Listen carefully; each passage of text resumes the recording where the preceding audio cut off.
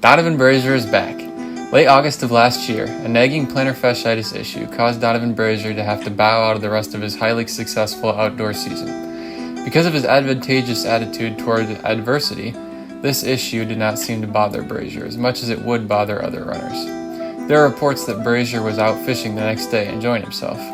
That's just the type of person that he is. No one was quite sure when Brazier would come back and what sort of form he would be in coming into the outdoor season. When athletes are injured and have to take time off, questions almost always surface about if they will be able to match their performances they were putting out prior to their injury. These questions become especially prevalent when the athlete is coming off of a super hot winning streak, just as Donavan Brazier was.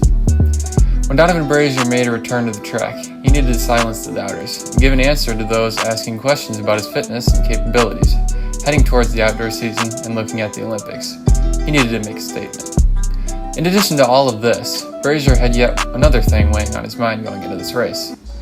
Bryce Hoppel, who has recently been red hot, throwing down some very solid performances to challenge Brazier, had just broken the American record for the indoor 1,000 meters, just a mere hour before Brazier was to race, with a time of 2 minutes 16.27 seconds, breaking the previous record of 2 minutes 16.76 seconds, set by David Torrance in 2014. On top of this, Hoppel was coming off of a stunning indoor 800 meters where he clocked a 4-lap race in a 1 minute 44.37 seconds, making him the second fastest American to run the event and placing him 6th on the all-time list. These strong showings say two things. One, that Brazier will have yet another very serious competitor contending to him for the gold medal in Tokyo this summer, and two, that the 800 meters this year in the Olympics is going to be absolutely insane. Even crazier than the sheer talent and speed of the field competing for the gold this summer is the fact that the United States has not seen a gold or even a silver medalist since Dave Waddle's crazy come-from-behind victory in 1972. And now there are two extremely talented Americans that many could argue have a very good shot at the gold. This brings us to February 13, as Brazier is towing the line at the New Balance Grand Prix. In the back of everyone's mind are the thoughts of the soon-to-come Olympics and questions about the comeback of Donavan Brazier following his injury. It was time to make a statement. And on February 13, that is precisely what Brazier did against some very solid competition.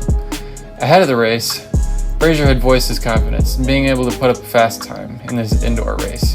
And wow, did he just do that. Leading from the gun, Brazier looked extremely strong and relaxed as he gapped the rest of the field going with the pacer.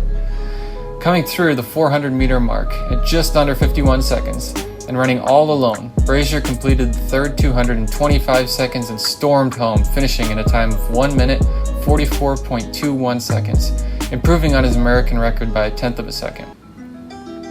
Notice as Brazier finishes with the biggest smile on his face, clearly showing that he's anything from burnt out and far from out of shape. It seems as if he isn't even tired after this record-breaking performance, which goes to show even more the completely other-level fitness that Brazier is on, being able to achieve this blazing time all alone out in front. Brazier did more than answer questions with his incredible first race back post-injury. Again, he's proven that he is the favorite to beat this summer in Tokyo. But what do you think? Will Donavan Brazier take home the gold? Or will Bryce Hoppel, Elliott Giles, or Nigel Amos pull out a victory on that day? Make sure to let me know what you think in the comments. Until next time.